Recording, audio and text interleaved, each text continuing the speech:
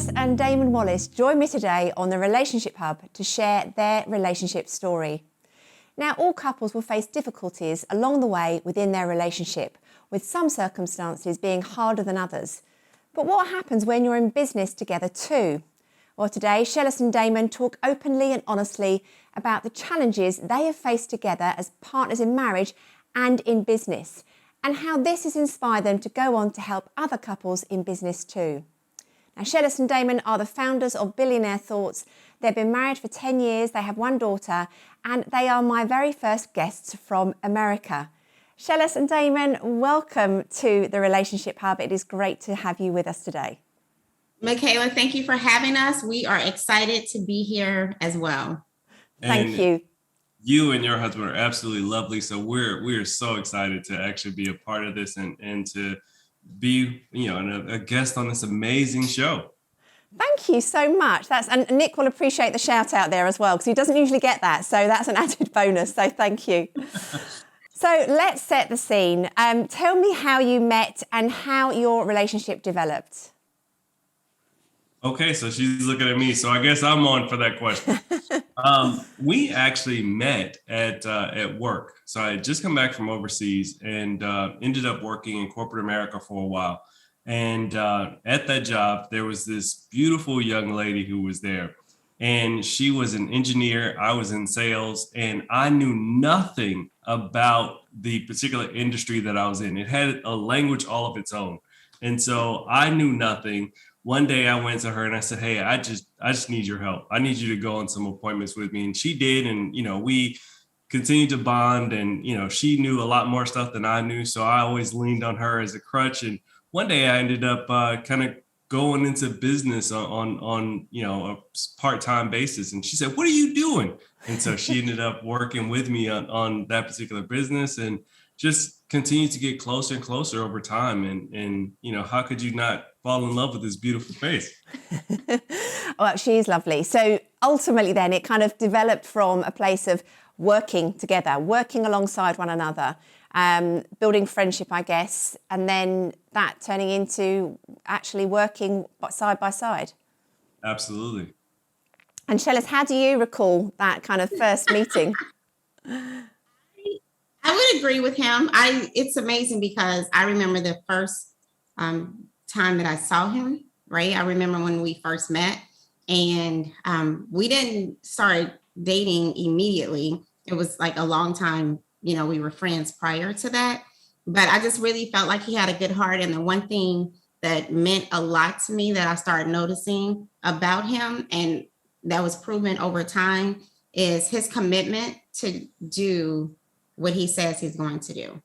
Yeah. So a lot of times people say that they're going to do something, and even when it gets tough, they don't do it. But even in the very, very tough situations, it was in him. And maybe that was, from being a part of the military and the service, but it was in him that he committed to it.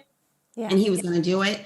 And for me, that meant everything. That was very new and refreshing for me. Yeah, no, that can make such a difference because you see that commitment in work and attitude and so on, and you think that's a good relationship quality alongside. So okay, I'm just going to kind of go fast forward really. So how did you know that you both wanted to get married to each other? Having gone from, okay, Sheles, you've seen this kind of this heart, this commitment. Damon, you obviously, just think Sheles is amazing. She's beautiful. You started working together. It's all kind of friendship's good. When did it become to that point you start dating and you think, yes, actually, let's kind of spend life together? Well, that is an interesting question. I think that I realized that prior to Damon. So for me, I kind of knew that it was going to go that way. Like I couldn't imagine it any other way. But before we decided to get married, we dated for a really long time.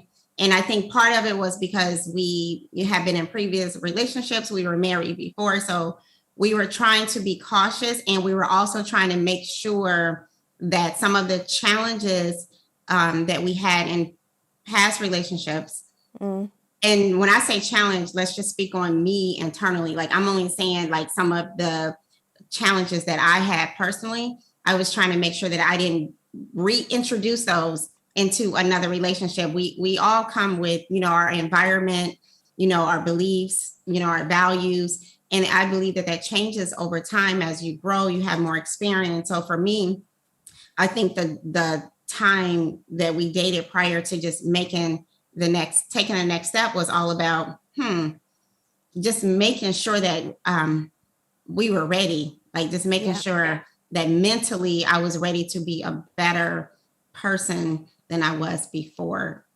So I think that was really important, because I think that if you go through something and you don't learn from it, then you kind of just make the same mistakes, and I don't want to be that person. Yeah. And how about you, Damon? What were your feelings about marriage, having been through marriage before? How did you approach the idea of getting married again? So it really kind of happened. I guess I hate to say it this way, but it kind of happened slowly but suddenly, right? I don't know if that's the right way to approach that, but again, we became friends first, and we were friends for a really long time, and then it just got to this point where we realized we had so many of the same interests, so many of the same goals, so many of the same passions, and there was always this an attraction that was there, but just the closeness, the bond, the working together, the developing of the friendship. To me, that's the biggest part of any relationship. You got to be friends with the person who you're with in terms of marriage. So for me, that was one of the most important factors. And so as our friendship grew, so did the love. And I would also add that I think it was the commitment, right? So like when we really decided that we were going to get married, it was the commitment that this is it. There is no out. The only out is when we go to heaven. That's it. That's it. Yeah. And I think that commitment has made a huge difference, because in America, I'm not sure how it is where you are, but in America, the divorce rate is really high. It's very easy for people to get married and get divorced. And it's just like no big deal. Like, you get married, it don't work out, get divorced, right? Yeah. But this time we were like, okay, we're committed. So if we do this again, there will be no divorce in this situation. And so as a result, going into the marriage, every challenge that comes up, we're like trying to figure it out. Like, how do we make this better? How do we make it a win-win for both of us? Because the only option is to work it out, because divorce is not. So I think that was a huge difference for us. So do you think part of that came from that place of thinking, okay, last time it didn't work out, but my mindset is different. I feel this greater connection maybe with this person, and there's, we are going to stick with this. So almost your experience of being married before made you feel more determined to make it work this time? Absolutely. Absolutely. I think this time it was me going into it with the full commitment. I think last time I was so young and that I wasn't fully committed the way that I should have been. So this time around, you learn and you become a different person. And so that commitment meant everything. It's like there are no other options. So we have to figure it out one way or another. Yeah. And I like the way you've described that sort of basically an intentionality from the outset. And this is something that comes up quite often when I interview couples, that the couples that are talking about their relationship, they're saying, they've had their ups and downs, things have happened, but there's an intention to stay committed to this relationship and finding a way through. And I would say from the stories I've heard, that mindset of intentionality enables the relationship to navigate those particular challenges. And of course, that's partly what this interview Relationship Hub is about. It's kind of looking at the challenges and how we work through some of those things. So I love that intentionality. Thank you for sharing that. So what would you say are the key values, both of you, that you say really make your marriage work? Clearly, it's commitment. There's an intentionality. We've talked about that. What are some of the other values you think that make your marriage work? I would say that one of the things that I heard a long time ago, and I think that we do a really good job of this in our relationship, and that is that marriage is not 50-50. It's 100-100. Each person has to give and serve 100% to the other person. They have to do that submission of things that are not as important as the relationship. We have to submit those things to the other person. We kind of have a little standing rule in our house that 99% of the arguments she's going to win. It's just we just go ahead and get that out of the way. But the 1% that is really important, she's willing to submit to those to me. And so, if there's something I really stand up against, then she's willing to make that concession. And so that's one of the ways that we often, get around having arguments and stuff on stuff that's really not important. There was a guy, I forget exactly who said it, but there's that saying that, don't sweat the small stuff, and it's all small stuff. Yeah. And so we kind of keep that in the back of our mind in the relationship.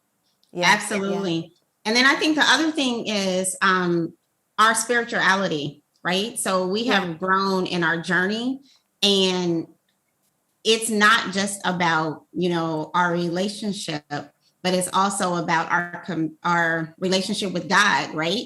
And so again, I want to be clear, I can't quote a whole bunch of verses in the Bible, but we are committed to the relationship that we have with God. So that helps us to be more committed in our personal relationship with each other and our family as well. I feel that relationships also extend throughout our entire family, and trying to be a great, trying to continue to be willing to grow and be a great example for our family. Yeah. And again, that mindset of growing all the time, I think, is such an important thing, isn't it? No matter how long we've been together with somebody. I interviewed a couple previously, been married for 44 years, and they still talk about growth and growing. And I think, again, if there's an expectation for that, it's such a positive kind of environment for your relationship to thrive, isn't it? When you've got that mindset. Absolutely. Now, you talked about family. Now, when you got married, Sheles, you had a daughter from your first marriage, and blended families can take time to establish, people getting used to one another. There can be friction and challenge, and it can also work out beautifully well. But what was your experience, you guys coming together with your daughter, Sheles? Okay, so that's a great question. I'm going to kind of answer it in two different ways. Okay. Great. Anytime you blend a family. So I'm just going to go back just a little bit, right? So in a previous marriage, I had a stepson, and the huge mistake that I made there is I tried to make him identical to how I was raised. And that's so unfair. It really is. It's like he has a mom, a dad, that they have their own values. And then here I come in and I'm trying to put all of my values and my expectations and raise him exactly how my mother raised me. And that is so unfair.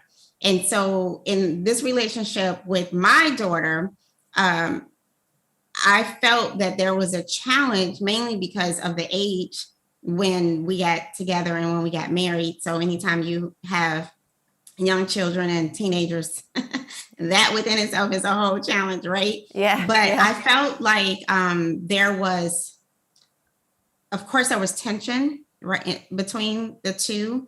But I also felt like it was a struggle with trying to see who's going to up the other person, and kind of fill each other out to make it an environment where we can all get along.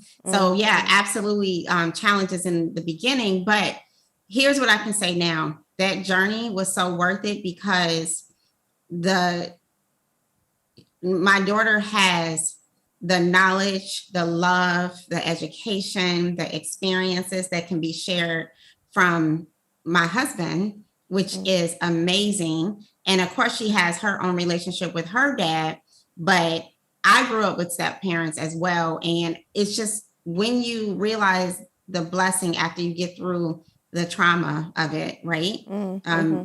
A family breaking apart, you realize that you got more people to love you, you know? And I think as you get older, you start seeing that and you accept that. And I think that now that my daughter is a young adult, she understands that and she feels that and she takes those lessons from all the different parties that's in her life and she's appreciative of that. Yeah, no, that's great. And Damon, how did you, what's your kind of memory of that kind of coming together like that, and how did you feel about having a daughter suddenly, as part of being married to Sheles? So, as you kind of described the relationship in the beginning, it was the challenges that were there, and then ultimately, today has been it's a phenomenal relationship. But in the beginning, yeah, we definitely had some moments where there was, the normal childhood, just kind of testing barriers in all relationships, right? But then especially in terms of this newly thrust upon her relationship. And so there was some obstacles that we had to overcome, some power struggles, and all of that kind of went into the process. But I'm a very laid back type person. And so I believe in relationships that you can mirror relationships. And when you mirror relationships, then it will ultimately, people will begin to behave how they want to be treated. And so then when you start to kind of mistreat me, not to say that I mistreat you in return, but I'm not going to give you the very best of me. And so you'll when you're not receiving what you're used to receiving, then the behaviors begin to change to get back to that point. And so I think that there was a lot of that. So what I mean by that is things like, so she would get upset with me and not want to talk to me, but then she would leave her shoes at home and she would need them for cheerleading. Okay, well, I don't know how you're going to get them. Right. So if you're going to mistreat me at home, then okay, I don't know how you're going to get your cheerleading shoes. I don't know what to do about that. So it would be things like that. And Celeste would get upset about those things in the beginning, but we had to kind of lay that foundation. Like you can't treat the relationship with such disregard, but then also want everything under the sun and get it. Yeah. And so a lot of those power struggles played out in the beginning, and ultimately we met in equilibrium. And from that point forward, it's been great. That's great. And I would add one other thing is I think that sometimes as adults, we don't quite know how challenging it can be for children in a relationship. So I think it's always when you look back, like what could you have done if you look back at what you did, right? And it's not perfect. We could say, oh, if I had to write this book again, I would erase this, I would do this a little different. But one of the things that I felt that caused some challenges is that it was not enough time for her to heal. Like we didn't really give her enough time to heal with the current situation. And I just think that looking back, maybe before introducing the next step, I would have took her on vacation, spent, a year, just traveling with her and just helping her to deal with what she was dealing with, because it was different than what I was dealing with, So I just think that there's no book on how to do things the perfect way when it comes to raising a child, let alone blended families. But looking back, that's probably one of the things that I would have said, maybe just give her a little more time before introducing everything. So but it sounds as though you've, again, that commitment to one another means a commitment to your daughter as well, and working those things through. And as you say, we all make mistakes. That's parenting, isn't it? We learn by our mistakes in parenting. You can look back and think, should have done things like this and so on and so forth. But almost because you're thinking your intention is to do the right thing, it often works out regardless of our imperfections, when the attitude and the mindset is in the right place. Okay, so going into business together can be a risk for anybody, but when it's both of you doing it, it's not like one of you's got that steady income and the other person saying, hey, I'm going to be an entrepreneur, I'm going to do this. And you can think, okay, we can take the hit if it's a bit tough. You both decided to do that. Did that cause any challenges or difficulties? I would say no. As much as it could have caused problems. We went through the downturn in 2008, which is when we decided to both kind of take the leap and leave six-figure jobs to go after our entrepreneurship journey. And again, couldn't have been a worse time to do it from that perspective. But we have faith in what we were doing. And even when we did have those downturns and had those times where we were looking at each other, kind of figure out whether we wanted bread or we wanted to go get gas, like it was one or the other. It wasn't both. And so we were trying to figure out those, every decision was a major decision because the finances had kind of depleted with our savings, et cetera, as we were growing the business. But we never looked at it and kind of turned on each other in that process. We just decided to figure it out together. Yeah. And so that was never one of those challenges that we faced as far as the struggle of the business. We just, again, viewed it as part of our journey and we wouldn't trade it for the world. And I would completely agree with my husband. And I think it actually brought us closer together. Like it really secured our commitment to each other, our relationship, because, when you got money and everything is going great, there are no problems, right? You can go out to eat. You can do whatever you want to do when you're in a new relationship or, when you're married.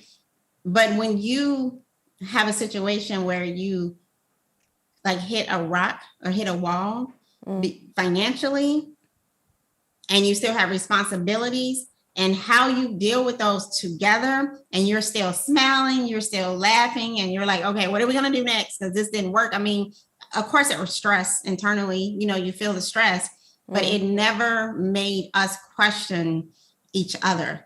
Like sometimes I think when people are in stressful situations in their marriage, when it comes to finances, they start lashing out at each other. Like, it's your fault. Why didn't you do this? You need to do better. But we didn't have any of that. It was, we were in this game together, and we were, I think the joy was trying to figure it out, you know? Yeah.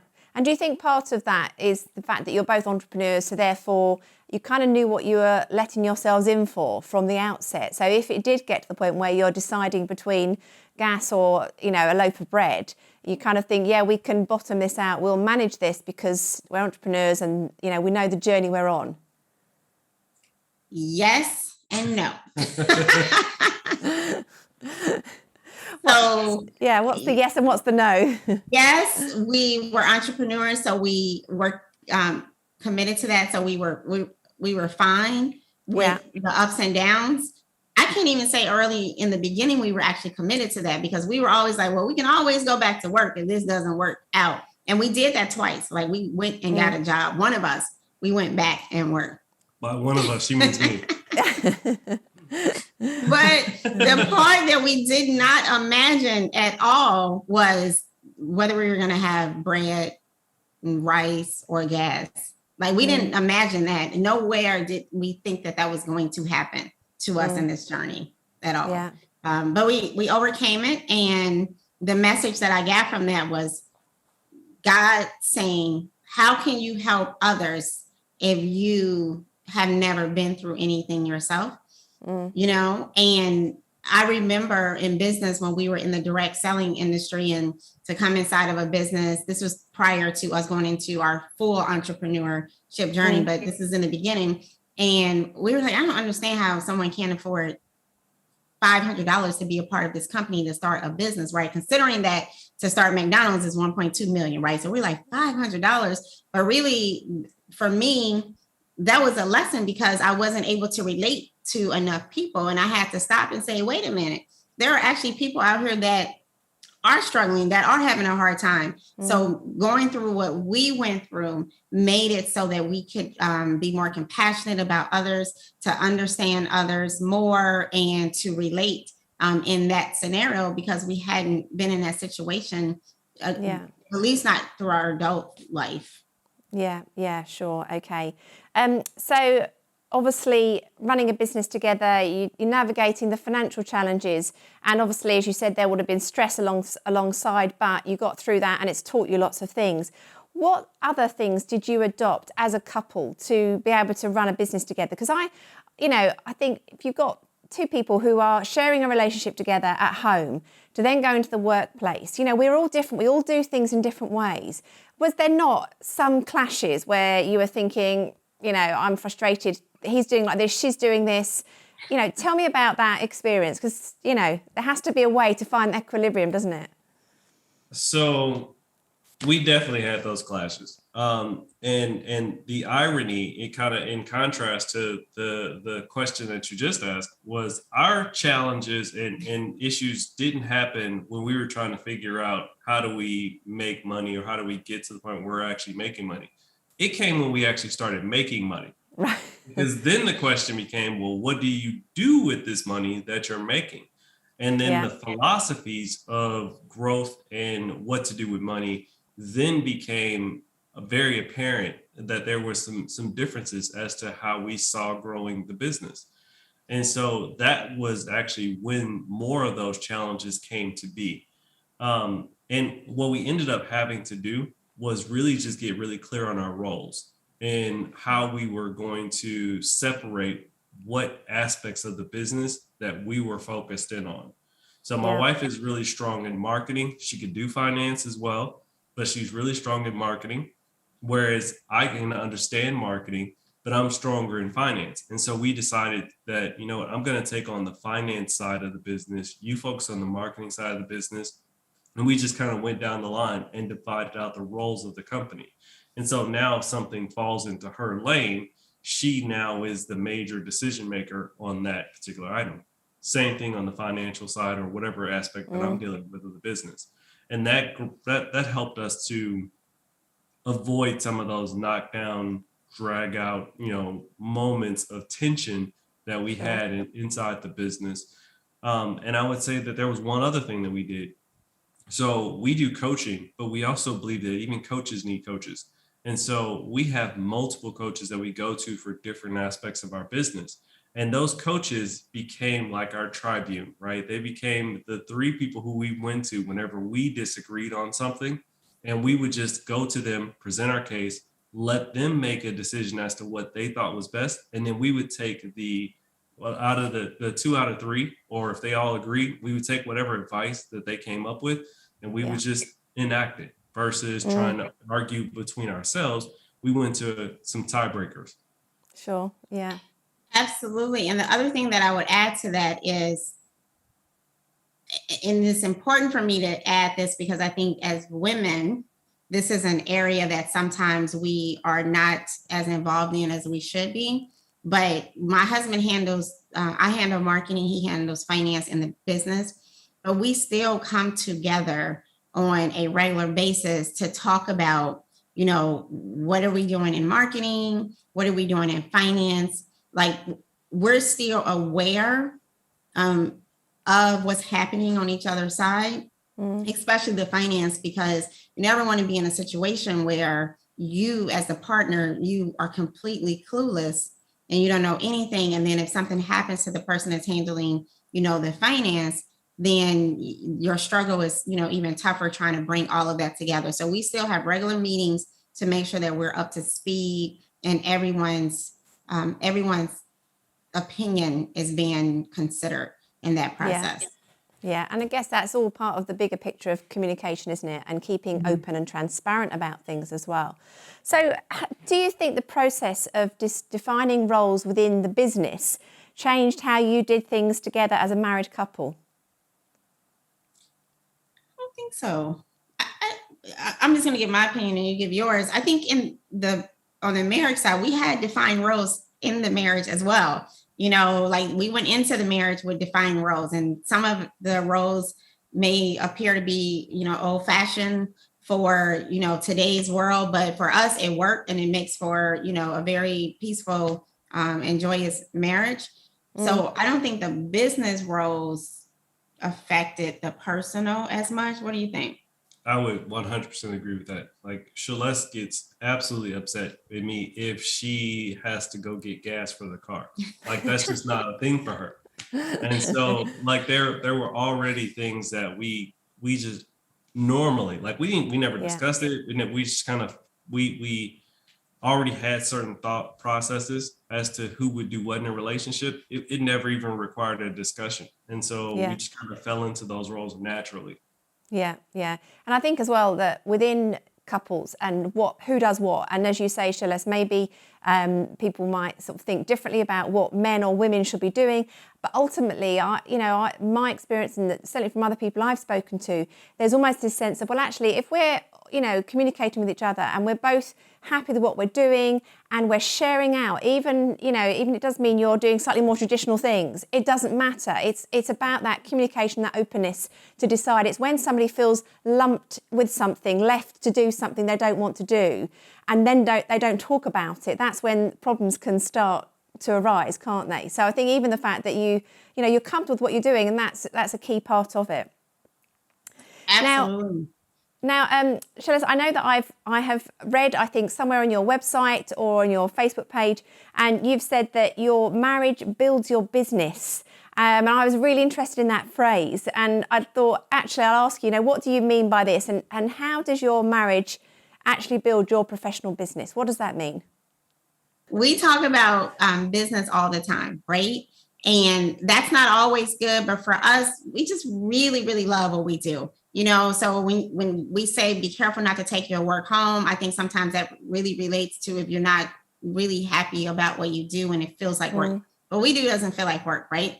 So we could literally be in the bed 1 minute talking about business, and then the next minute now we're like back onto something fun or watching TV briefly, because that's only late at night if we have any energy left to do that. But my whole point is that we can be in the middle of just like enjoying each other and then talk about business and get really excited about it, right? So it just like makes the relationship even better. And we're like, yes. And then I'm thinking, this is why I love you, right? Yes. Oh my goodness, this is why we are together. So it just really helps continuing to fuel our relationship and our business together, because we're growing in the business together. How often do people get to grow together? It doesn't always happen. Like if you typically, if one person is in one job and another person is in another, one job can have you going to all of these seminars, right? And the other person's job may not. And so this person is growing in areas that the other person isn't. And so we get to grow in the same areas together, and it helps us to become better partners and better improve our business. Yeah, I guess as well, it comes back to that, how you function as a couple is very intertwined with your business. Because as you say, if you've got two people doing two separate things, there needs to be a greater intentionality to share that part of your life with your partner so that you feel connected. So there's almost like this greater, for you, there's this kind of ongoing sense of connection with work and your relationship. And the fact that you're both passionate about it, and it's something you're excited by, doesn't then, I guess, make it feel like an arduous thing, or we've got work and we've got play. It's one and the same for you in many ways. Okay, so also on your Facebook page, I know that you're an advocate of the 5 love languages. You've talked about them on your Facebook page. So I'm interested to know what you'd say one another's love languages are, and how that's helped you to communicate to one another. So what we have learned is that we all perceive things differently, right? So we all perceive things from our own lens, and understanding the 5 love languages and DISC in general. So DISC, understanding the different types of personalities, we're heavy on both of those, right? Really heavy on the personality. When you are dealing with a situation and you go into it with trying to understand from the other person's perspective, then now you're like trying to please the other person. So that makes it better. And hopefully that other person is trying to do the same for you, which is the case in our marriage. But my love language is affirmations, right? And not from everyone, only from my closest people to me, like my family that's really close to me, what they think is really important, right? And so if I'm working on something or if I'm doing something and we're not talking and giving affirmations, we're only talking about just what we need to do to improve, it makes me feel like they believe that I failed at something. So words of affirmation is really important to me, and understanding that, I think my husband understanding that has made a difference in how we communicate as a couple. Yeah. And Damon, would you say that was there a point of thinking, okay, this is important to Sheles? Did you actively try and do that more? Did you, what? Because I think sometimes you've said about how people perceive, you and how you communicate with one another. If you've got people with different love languages, which is very common, that's very normal. It is about, us making sure we communicate our love language, but also making sure we understand our partner's love language so that we can communicate in a way that they can hear. So was that something you had to work on, Damon? Just about every sentence. Just about every sentence. I work on it. I focus on it. I am a guy that was, I've always been a military guy. Like I grew up in a household where I definitely had support from my mother, but I have the father who was like, hey, how you doing? And that was it. That was all the love he gave you for the process. Again, not to say he wasn't a great father, but he just wasn't a very emotionally connected guy. Yeah. And so I have a lot of that too. And I have a lot of like military training, and I am naturally more militant. And so for me, I have to get softer when I'm dealing with Sheles. And that is something that I deal with literally almost every statement that I make to Sheles. I have to consciously think about what I'm going to say before I say it, so that I'm more careful of her feelings and what she might think, and not even say anything mean, just not be as nice as she wants me to be in saying it. Yeah. And also it is tricky, isn't it? Because as well, with areas like that where you're wanting to say the right thing, it's when you perhaps have something you're not quite in agreement on, and being careful about how you word things so that Sheles still feels affirmed, but you're bringing a challenge to what's going on. Has that been difficult at all? Or is that something that you've had to grow and learn in? Have you made some big mistakes, like, really upsetting her and then having to pull back and think, okay, I've really not communicated well here, I've really messed up? Every sentence. So this is an ongoing learning process for me. I've tried all the different techniques, the sandwich technique, and I've tried all the techniques to make sure that I try and get better at affirming, bringing the issue, and then affirming again. And so, I do a lot of different approaches or techniques to that same aspect that you're talking about. I've read a number of books on those. And that comes back to that commitment you talked about at the beginning, about being committed to one another, to the relationship, that you'll find a way. You find a way to make sure one another understands. So, okay, I'm going to flip the question over to you now, Damon. So, what would you say is your love language? And then, Sheles, how have you had to adapt or think about that? So what's your love language? Would you say your main love language, Damon?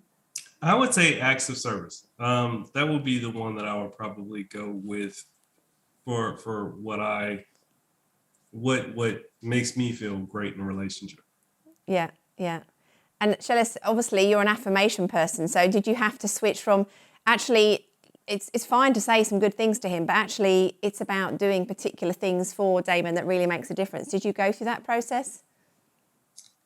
Yes. But for me, based on my personality type, doing for others is just natural for me. So I naturally always want to do for people. Even my daughter, I'm constantly like doing for her as well. Yeah. But here's where it comes in. When I am in my zone, right?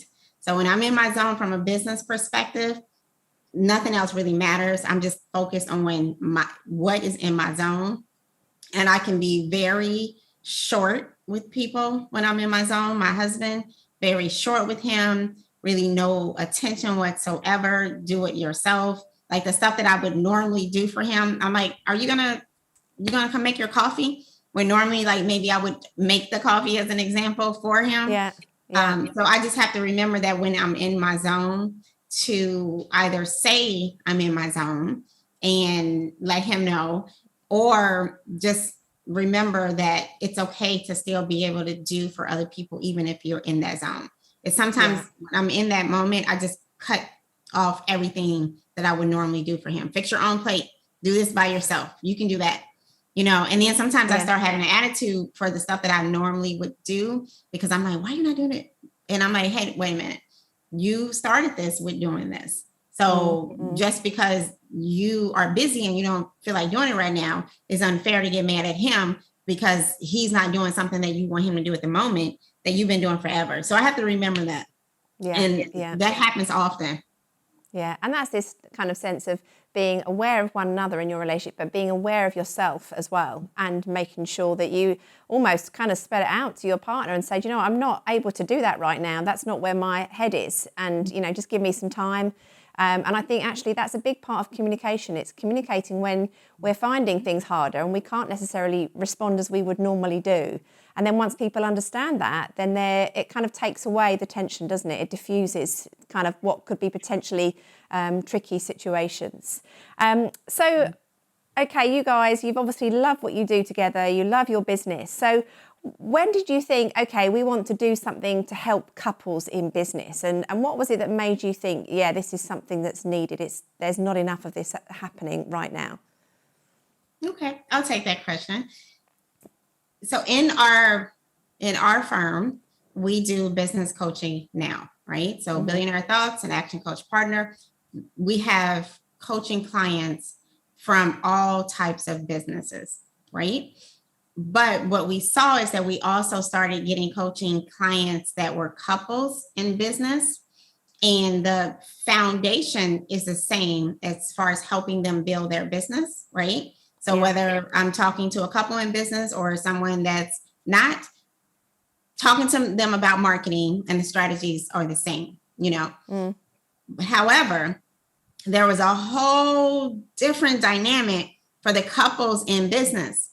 Like in coaching them, we had to not only focus on the business and them each person individually, but now as a couple. And so that huge dynamic, and we realized that they needed more. They needed more resources. They needed more help. They needed more support. They needed more community in that process. And as a result, that's how we got interested in the couples and business piece. But the other piece that I've been open with sharing is when Damon and I were having challenges, we had never had any fights or arguments or anything like that.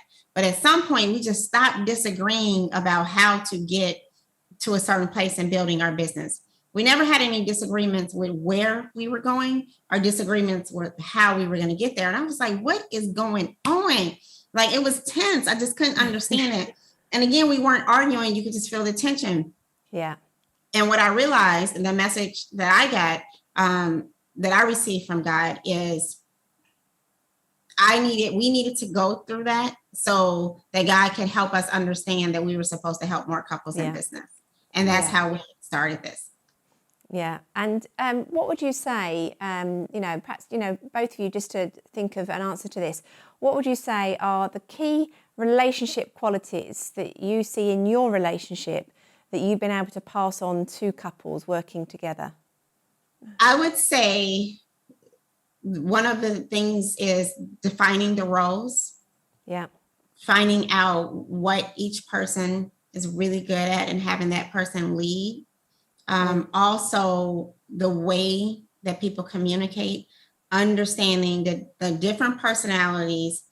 And when you understand that, it helps the relationship, the marriage, the team that the businesses have, how they communicate with their prospects and how they communicate with their clients. So communication is huge, because when you really understand and when you really put the effort in learning and continuing your journey on communicating more efficiently, then you help every single piece of the entire group of people that you have to come in contact with. And so I would say that's one of the biggest things that we pass on to our clients. Yeah. Damon, anything more you'd like to add? I would say that getting a sense of clarity and alignment is also very important in that relationship / business, environment. Whether it's purely business or in the relationship, both has to have a sense of clarity of what the other people want out of that particular relationship. And so getting that clarity and understanding what everybody is, not just their roles, but what do they want? What do they see the outcome being in their they're dealing with the business and or with each other. If you get that clarity, then everybody can have a better understanding of how to achieve that particular aspect or outcome.